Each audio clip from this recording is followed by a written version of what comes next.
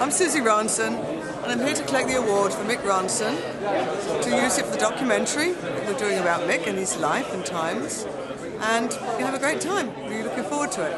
Well, Mick was one of those guys that we all knew, you know, as a great guitar player, and never got to the point where he got to be in that magical, you know, back page. He would have been, though.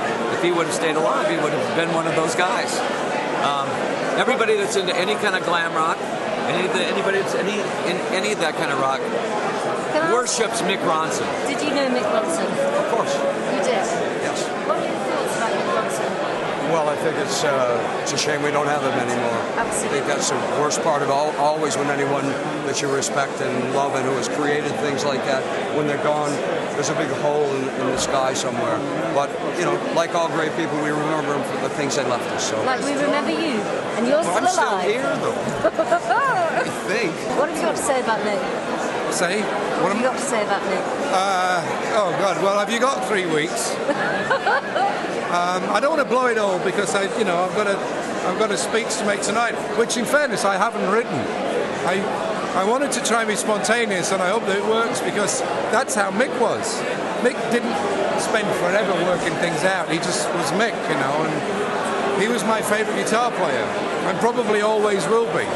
I wrote a song in '94, and in the song, the gist of it is sort of all the best things I would like to be, from being, you know, all the things I've experienced in my life, and you know, like Cirque du Soleil, I want to be that guy, and I want to be, you know, I was talking about sports figures, and when it came down to musicians in the song, I named Mick Ronson. I want to play guitar like Mick Ronson. So.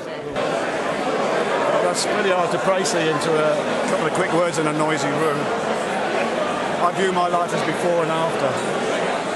You know, and his wife's here tonight and his daughter's here tonight. Yes, absolutely. It's not going to be much fun, that bit, to be honest with you. Well, you know, I've never really had the pleasure to meet Mick, but he is definitely a huge influence because I grew up idolizing David Bowie and all those records, and you know, so yeah, and what a classic guitar sound. He has such a warm, ambient, sort of a analog sound that's just very special, and you don't hear that many people with such a sweet tone. So yeah, he's been definitely a big influence. You can't not, because you listen to the records that he made, and everybody tries to copy his playing. I mean, I think that Joe Perry from Aerosmith, there's some Mick Ronson there, Slash. A lot of the newer generation guitar players go back to that type of rock and roll. Definitely an influence on everybody. I met once or twice in David's band in the 70s, and he seemed that he had a unique style. But that's what makes most people popular or stick out. There's a certain unique style about people, and he had that.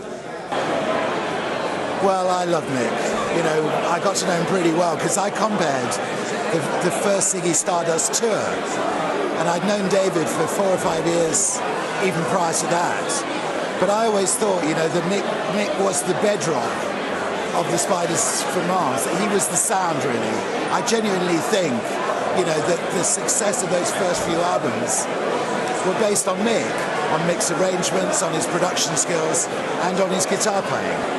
Back then it was kind of a music fraternity, and everybody listened to everybody's records and went, uh-oh, we got to do something different now. We just heard their record and they heard our record. You know, it was more fun.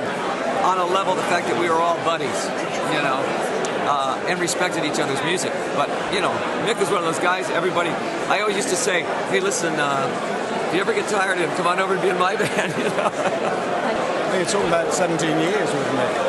Did you love him? But his mum told me I was his best mate.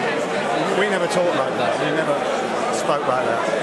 I once said to him, I'd be there for you if anything went wrong.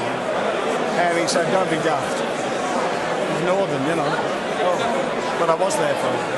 He was a lovely guy. And? He was from Yorkshire. Come on. He's a bloody northerner. He's a northerner. He was a great guitar player. He was the best foil I think anybody could ever wish for. Bowie would tell you that, and no doubt Ian Hunter would tell you that. He was the best. For me, he was the best.